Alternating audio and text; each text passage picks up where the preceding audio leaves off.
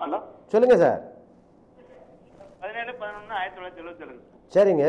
என்ன 90 17/11/1977 சார். ரைட்டுங்க. என்ன தொழில் இருக்கீங்க? நான் கைத்தறிங்க சார். ஏன்னா எதுக்கு கேட்குறேன்னா, என்ன தொழில் பண்ணாலும் நீங்கள் திருப்தி அடைகிற மாதிரி வர மாட்டேங்குது. ஆமாங்க. ஆரம்ப காலத்துலேருந்து ஏகப்பட்ட உழைப்பு, அந்த உழைப்புக்கேற்ற உண்மையான பலன் இல்லை. எது நல்லது செஞ்சாலும் மற்றவர்கள் உங்களை தப்பாக நினைக்கிறார்கள்.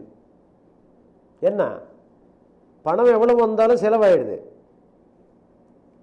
ஹலோ ஹலோ சொல்லுங்க. ஏன்னா சுவாமிகள் நான் சொல்றது உங்களுக்கு உண்மைன்றது நீங்க சொல்லணும் இல்லையா? அப்பதானே சுவாமிகள் தொடர்ந்து வாக்கு சொல்லும். ஹலோ. ஆமாங்க ஆமாங்க. இப்போ நான் சொன்னதெல்லாம் உங்களுக்கு அப்படியே நடந்தது உண்மை. எப்படி சொல்றாருன்னு யோசிக்க வேண்டாம். சொல்லுங்க சார்.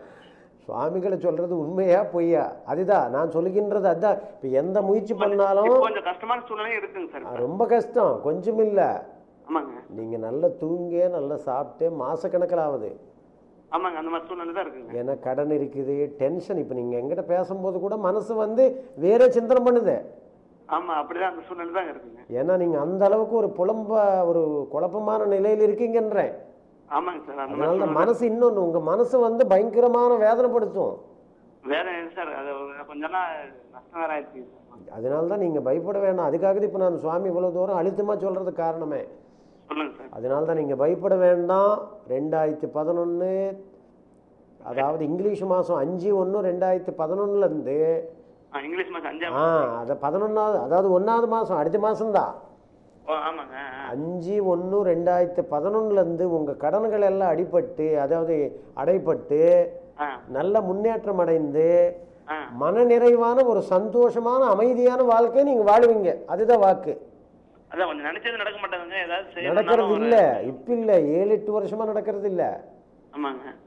ஒரு 10 வருஷமாவே நீங்க நம்ப மாட்டீங்க. 18வது வயசுல இருந்து பயங்கர போராட்டம்.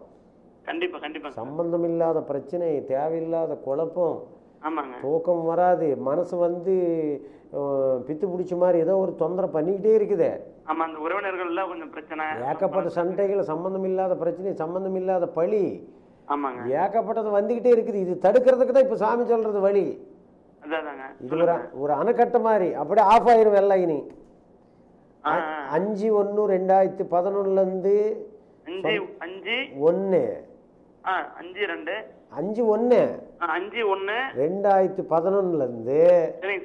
எல்லா கஷ்டங்களும் தீர்ந்து போயிருவீ. சுவாமி வாக்கு அப்படியே தெய்வ வாக்கு மாதிரி, பயப்பட வேண்டாம். ரைட் தம்பி? நிச்சயமா நடக்கும், தைரியமா இருங்க. ரைட்டுங்க. நீங்க அப்படி ஏதாவது கஷ்டம் இருந்தா என்ன நேர்ல பாருங்க, போதும், சரி பண்ணிடலாம். நல்ல சந்தோஷம். ஏன்னா நேர்களை